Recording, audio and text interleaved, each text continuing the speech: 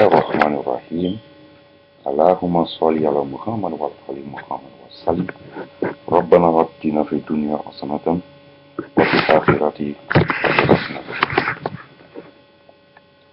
Nous avons déjà plus ou moins exploré le sujet sur les 5 piliers de la religion islamique, surtout sur le plan spirituel et non sur le plan religieux tellement, qui fait qu'on comprend donc les dimensions qui sont dans ces 5 piliers de la religion islam, qui nous permettent, ces piliers donc, de comprendre le cheminement spirituel des musulmans qu'on doit tous suivre, pas peut-être de la même manière, mais ce sont les mêmes étapes qu'on doit suivre. On va bientôt faire une vidéo sur un sujet qu'on a déjà débattu en audio, qui est un hadith qui semble être négligent pour les gens, mais qui, quand on l'étudie de très près, on voit que ce hadith explique la méthodologie à suivre pour atteindre le divin. Inch'Allah, on va pouvoir parler de ce hadith que j'aime beaucoup, mais qui n'est pas le hadith le plus récité par les gens, parce qu'il n'est pas rapporté par Abu Huraira, c'est juste pour rire. Dieu nous parle à travers des signes. Les signes que Dieu nous envoie pour communiquer avec nous sont parfois des prophètes, des envoyés, qui ne sont pas des prophètes, mais des gens qui ont obtenu d'avoir une science qui permettent à ces personnes aussi d'expliquer à ceux qui ne comprennent pas le message divin, mieux décortiqué, mieux expliqué, pour une meilleure pratique de la religion. Il envoie aussi les signes dans la nature, pour que quand tes yeux voient, tes deux yeux physiques voient, tu mettes en marche ton esprit auditif, visuel, oculaire, qui combiné te donne donc l'explication dimensionnelle de ce que tu as vu comme signe et qui te fait réfléchir. Le Coran est ce livre dans lequel Allah répète un mot le plus souvent. Il y a des signes pour ceux qui sont doués de raison. Il y a des signes pour ceux qui raisonnent. Il y a des signes pour ceux qui savent voir. Il y a des signes pour ceux qui sont avec Allah. Pour nous mettre en évidence une chose élémentaire, que l'être humain, sa force, réside dans sa capacité à réfléchir, à raisonner, à comprendre et à expliquer. Et après donc, à pouvoir suivre le chemin. Quand tu prends une autoroute, que tu voyages, il y a des panneaux qui t'indiquent, qui sont des signes qui te montrent de comment cheminer. Tu es obligé de les suivre pour ne pas perdre le chemin, mais aussi pour ne pas créer des dégâts pendant que tu chemines sur l'autoroute avec d'autres voyageurs. Quand tu ne suis pas les règles qui s'adaptent à la conduite qu'il faut ce jour, tu deviens un élément dangereux pour la communauté.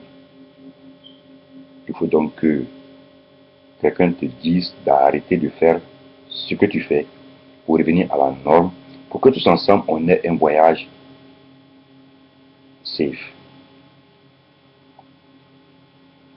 Le prophète que Allah nous a toujours recommandé de bien suivre, de bien écouter, de bien comprendre, c'est Sayyidina Ibrahim alayhi salam.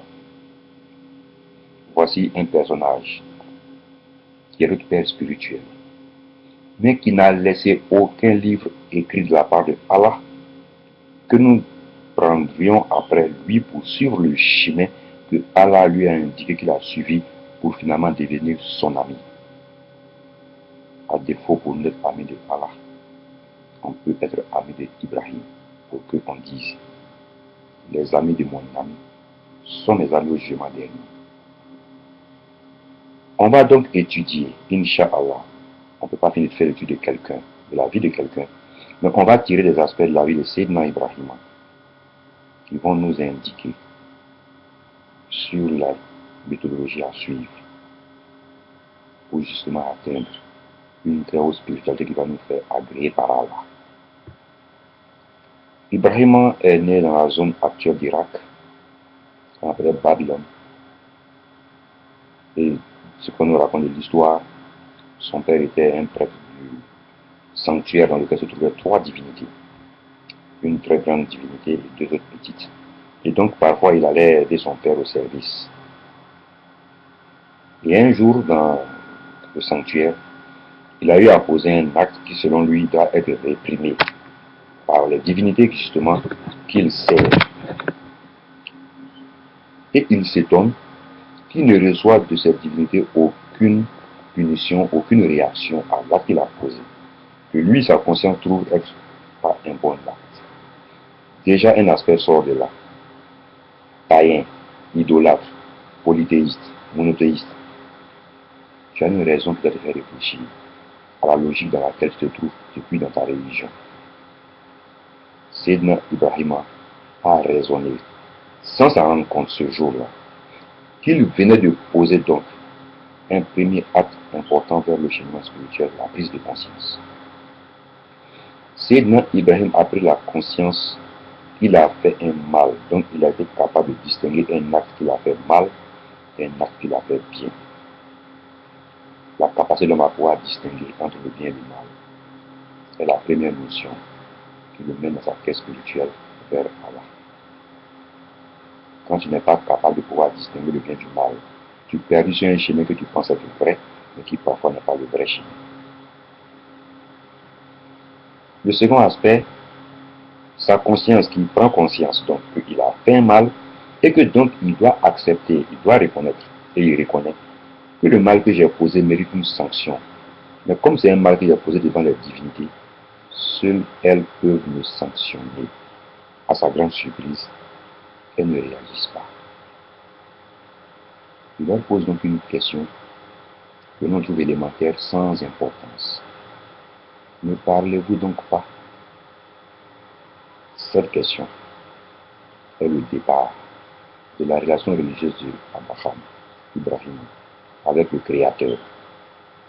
Ne parlez-vous donc pas? Phrase anodine dans le Coran, sur laquelle on passe pendant le mois de Carême à une vitesse tellement élevée. Et même si on envoie Djibril pour compétir, il va échouer. À la fin, le résultat est là. On voit le comportement des musulmans dans la société, alors qu'ils ont lu le Coran entier en 10 nuits. Mais l'effet du Coran sur l'être humain ne se ressent pas à la lecture du Coran, mais se ressent au changement de comportement que tu vas adopter après avoir eu la science du Coran. Si tu as fait la lecture coranique les 10 dernières nuits, et dans le main de l'Aïd el-Fitr, tu vas dans un maquis pour prendre de l'alcool, tu comprends très bien donc que la lecture ne t'a rien apporté. Quand il y a un verset qui te dit que tu ne peux pas boire, comme tu as passé sur le verset à une vitesse tellement de la lumière, même plus grande que la lumière, tu n'as pas su qu'il y avait un verset coranique qui dit qu'on ne boit pas. C'est juste une parenthèse. Sayyidina Ibrahim donc pose la question aux divinités, ne parlez-vous donc pas? Le silence des divinités n'est pas un silence en tant que tel. Le silence des divinités est une réponse à une question que Ibrahim a posée. Parfois, ce n'est pas parce qu'on ne répond pas qu'on n'a pas répondu. J'ai dit au départ, fais attention aux signes qui t'entourent. Les signes qui t'entourent sont dans l'expression des visages, ou dans l'expression corporelle de ceux avec qui tu es. Si tu ne prends pas le temps d'observer l'expression corporelle des hommes, tu vas te fourvoyer dans tes relations.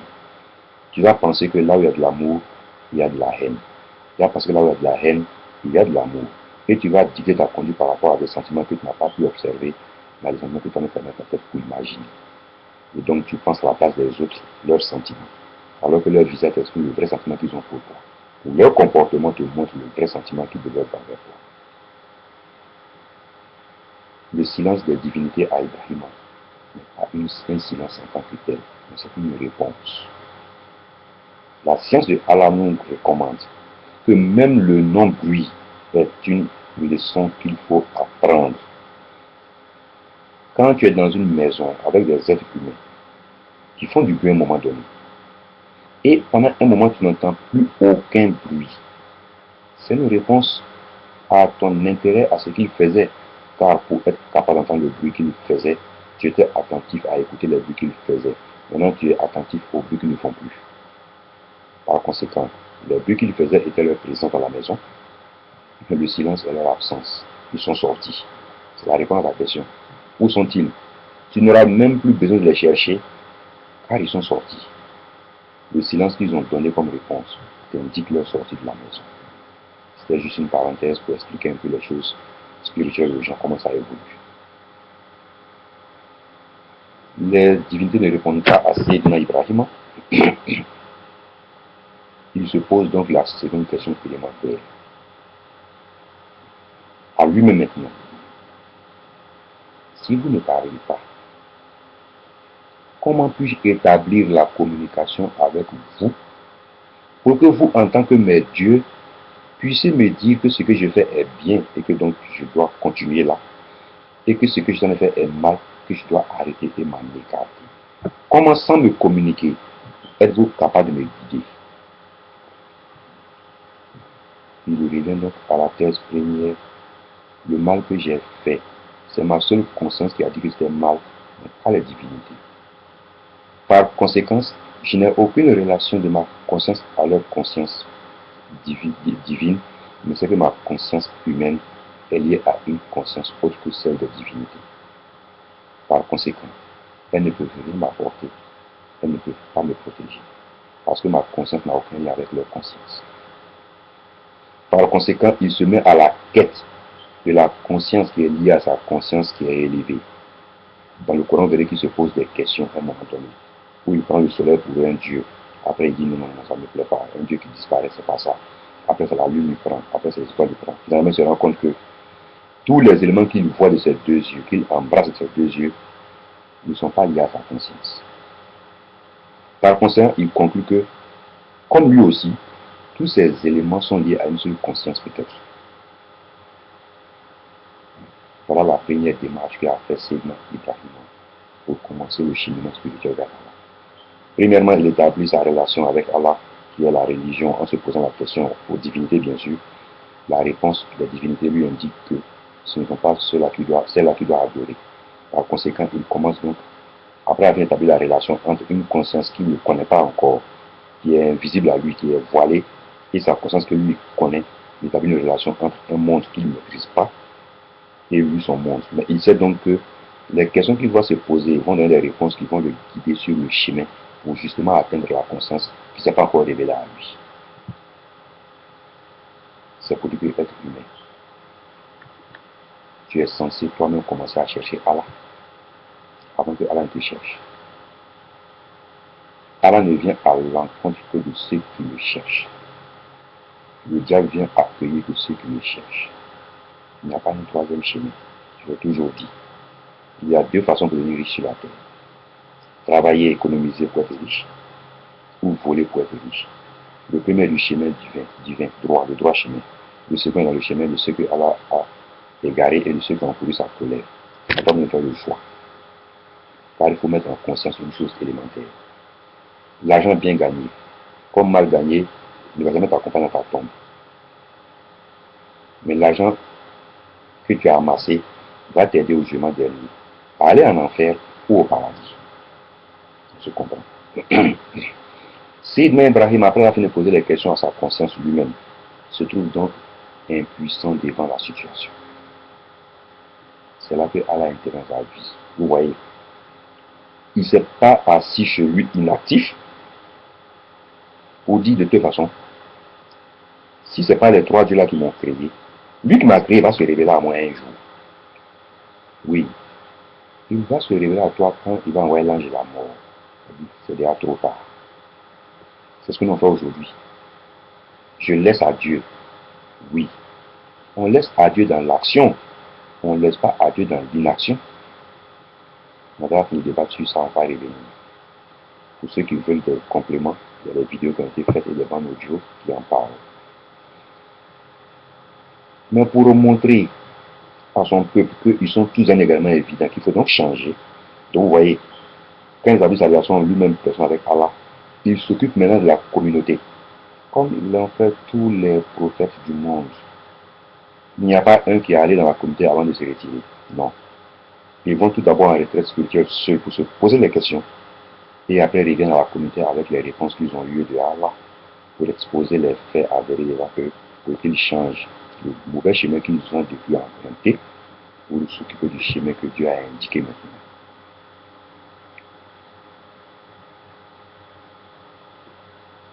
Pour leur montrer leur idiotie, entre griffes, on peut dire. Ils rentrent dans la grotte, dans le sanctuaire et tailladent. ces deux petites divinités et accroche sur la grande l'instrument qu'il a utilisé pour graver les deux petites divinités. Mais enfin, il parlait à la population. Sidna Ibrahim est interpellé parce qu'on l'a entendu dire du mal des divinités, donc on le questionne. Il avait posé une question de divinité au début pour dire ne parlez-vous donc pas. Je lui ai dit que l'heure c'est une réponse. Sidna Ibrahim va poser la même question à ses contributeurs, à ses compatriotes. Vous m'accusez d'avoir taillé les deux petites divinités, alors que l'instrument qui a taillé les deux divinités se trouve sur la grande. Pourquoi ne demandez-vous pas à cette divinité qui est restée avec l'instrument sur elle, de qui a taillé les deux divinités? Peut-être c'est elle. Le peuple même lui répond. Tu sais très bien qu'elle ne parle pas. Maintenant, Sidna Ibrahim a la confirmation qu'il est sur le vrai chemin. Dans leur esprit de raison, ils sont bien conscients que cette divinité ne leur communique aucun message. Qu'est-ce qu'ils ont donc fait pour communiquer? Ils ont créé des êtres humains qu'ils ont placés dans le sanctuaire pour communiquer avec eux à travers les dieux. Finalement, ce n'est plus les statues qu'ils adorent, mais les êtres qui utilisent les statues qu'ils adorent et qui contrôlent les mentalités pour les asservir dans l'esclavage spirituel dans lequel ils sont depuis. Ceux qui sont censés charger de la gestion spirituelle voient en Ibrahim un danger d'éveil de la conscience des autres, qui peut créer une révolution dans le système religieux, qui donc va chambrer tout le système politique et donc le royaume va s'effondrer. Dieu n'aura pas deux prophètes au même moment. Car s'il y avait plusieurs divinités, il y aurait plusieurs prophètes au même moment. Comme il n'y a qu'un seul Dieu, il n'y a qu'un seul prophète. Ce n'est que le langage divin qui est exprimé là. Sidna Ibrahim donc comprend qu'il ne pourra plus jamais pratiquer le nouveau culte que lui a découvert en restant ici. Sa vie est en danger. Ceux qui l'ont suivi, qui l'ont écouté, sont Lot et sa femme. Sarah. Lot est marié et ses enfants. Ils sont partis. Et c'est maintenant Dieu qui les protège dans ce voyage spirituel qu'ils font. Ils quittent une zone où on les empêche d'exprimer leur religion, leur foi, pour aller dans une zone où ils peuvent l'exprimer sans problème. Ils arrivent à Canaan. L'autre s'installe en Sodome et Gomorrhe. Abraham reste là où il est. Une famille éclate, il va en Égypte, comme tout le monde le fait, pour chercher la nourriture avec sa femme Sarah. Il apprend par les voyageurs que le pharaon retire aux hommes les belles femmes qu'ils ont quand c'est leur femme. Vous voyez. Ibrahim va se servir de ces informations pour poser donc la science spirituelle qu'il a acquis depuis. Il va se faire passer pour le frère de Sarah, ce qui est vrai, entre griffes, c'est sa cousine, il paraît, avec les récits historiques. Et donc, le pharaon ne pourra pas faire ce qu'il convoitait faire avec ça.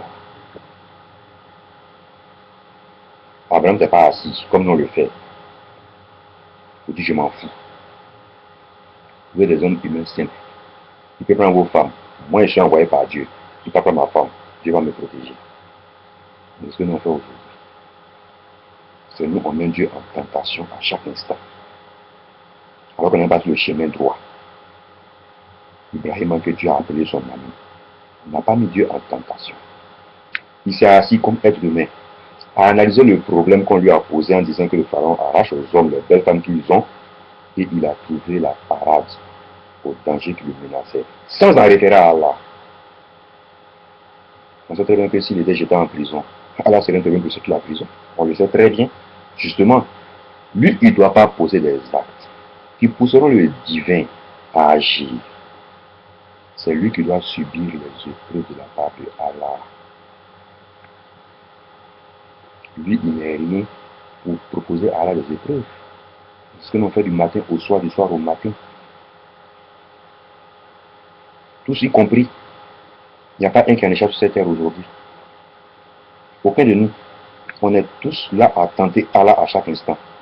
Mais comme Allah est manié à son pouvoir et dans sa bienfaisance, il nous sort tout le temps du temps lequel nous on se met, en lui disant de nous aider, malgré qu'on le réunit juste après. Sédna Ibrahim utilise son esprit logique pour utiliser ça, pour sortir sa femme et lui d'une situation périlleuse. Je prends l'exemple. Tu es à Abidjan, tu vas aller à Yamoussoukro. La liaison entre Abidjan et Yamoussoukro, c'est ça qu'est la religion. Tu roules, tu arrives à Gescon, on te dit qu'il y a un carambolaire à Singrobo.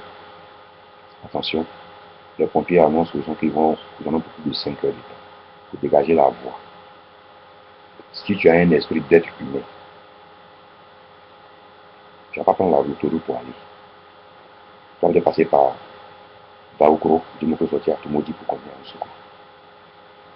Tu vas passer par Dabou, Saint-Fra et consorts pour aller sortir à Yamoussoukro. Si tu n'as pas un cerveau d'humain, tu vas t'entêter sur l'autoroute. Quand tu seras bloqué, tu vas accuser qui?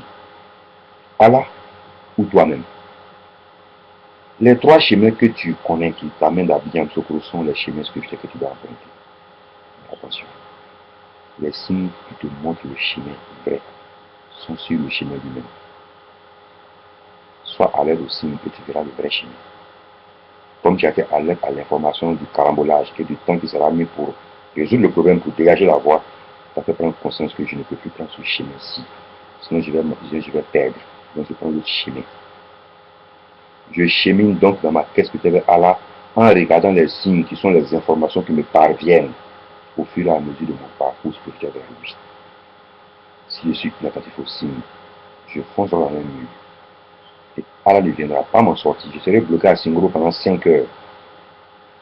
Et là, c'est de ma faute d'être bloqué là pendant 5 heures. Je suis le seul responsable. Il n'y a pas de diable dedans.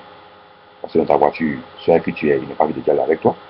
Ne m'accuse pas que ce gars m'a mis dans cette affaire. C'est une parenthèse. Pour dire que l'être humain est celui qui est sur le face de ce qu'il pose comme acte, et non Allah. C'est ce qu'Abraham nous enseigne dans cette partie de sa vie où il va en Égypte chercher à manger. Bien. On revient à Canaan, il revient avec Agar, une servante qu'on donne à sa femme pour l'aider. Et sa femme étant stérile propose à Ibrahim de faire un enfant avec Agar, qui sera comme son enfant à elle. Finalement, ça ne se passe pas comme ça se souhaitait. Et Agar devient un sujet de méchanceté de la part de Sarah, de jalousie et tout mêlé, c'est normal. Dieu lui demande de déposer l'enfant ailleurs pour ne pas qu'on attende sa vie, ce qu'il fait. Il va voir la famille et revient chaque fois.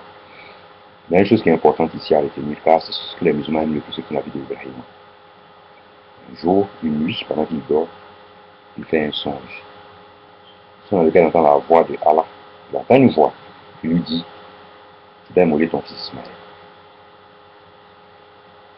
Abraham se lève le matin. Il prend son fils pour aller lui mourir. Je prends le cas autre.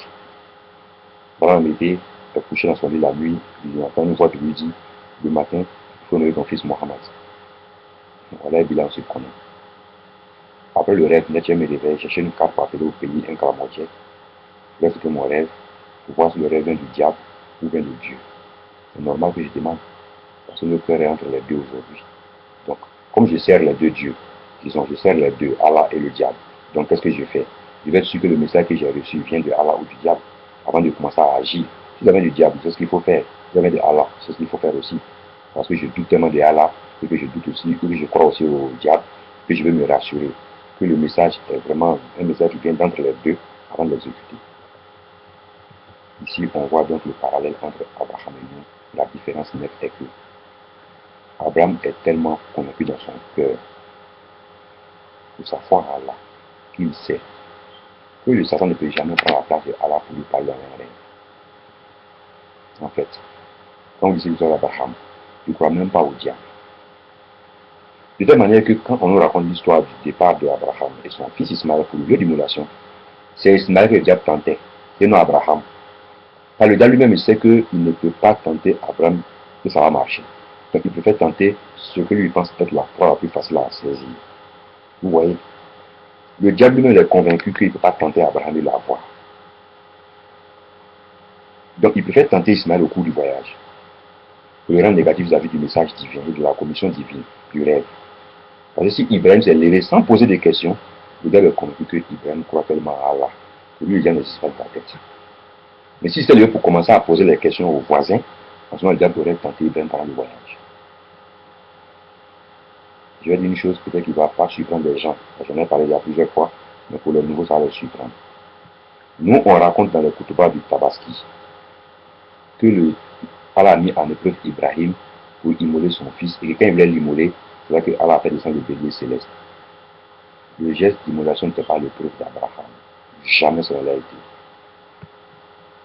Le test que Allah a donné à Abraham, l'épreuve, était le rêve. Le geste d'immoler aurait été l'épreuve si Allah avait envoyé des anges pour lui dire d'immoler son fils. En ce moment, comme il a vu les anges, ça vient de Allah, il ne dit plus. Maintenant, est-ce qu'il va faire? C'est là qu'on va le juger.